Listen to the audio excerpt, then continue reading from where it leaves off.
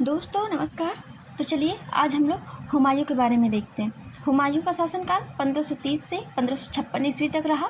हुमायूं का शासनकाल 1530 से 1556 ईस्वी तक रहा। इनका नाम देख लेते हैं। पूरा नाम नासिरुद्दीन मोहम्मद हुमायूं है।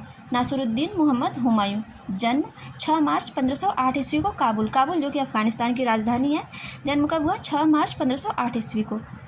माता माहम बेगम, पिता बाबर के बड़े पुत्र हैं। इनका राज्याभिषेक 30 दिसंबर 1530 ईस्वी को आगरा में 23 वर्ष की उम्र में हुआ। राज्याभिषेक 30 दिसंबर 1530 ईस्वी को आगरा में 23 वर्ष की उम्र में हुआ।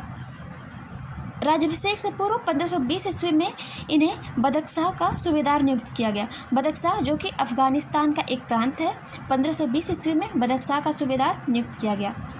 हुमायूं के दो सबसे बड़ी समस्या थे या कहे दुश्मन थे। हुमायूं के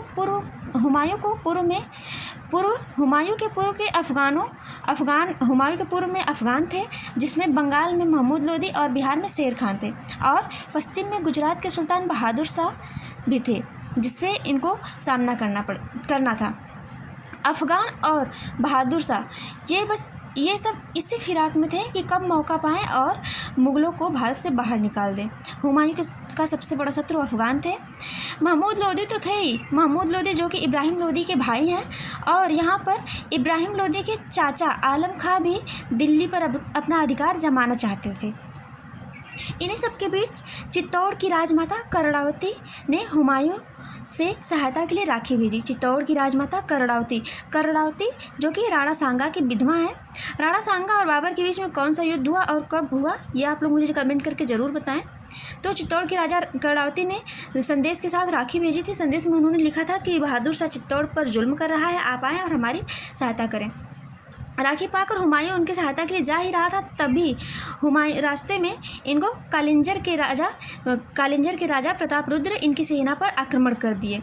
हुमायूं का प्रथम अभियान कालिंजर अभियान था, जो 1531 में, कालिंजर जो कि मध्य प्रदेश में है, 1531 में था। शासक बनने के बाद, इनको सत्ता में आने के बाद पहला अभियान ये कालिंजर अभियान था, लेकिन इसके पहले भी पानीपत के युद्ध में ये भाग ले चुके थे। हालांकि उसमें बस ये देखने गए थे, किसी तरह का कोई लड़ाई नहीं लड़े।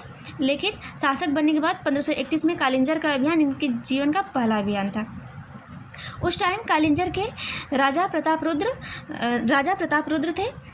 इनकी सेना को निपटाकर जैसे ही वो चित्तौड़ पहुंचे, तब तक बहादुर शाह चित्तौड़ पर अपना पूरा अधिकार जमा चुका था और माता कर्णावती जौहर कर चुकी थी। हुमायूं को ये देखकर बहुत दुख हुआ। तो आज की क्लास में फ़िलहाल इतना ही।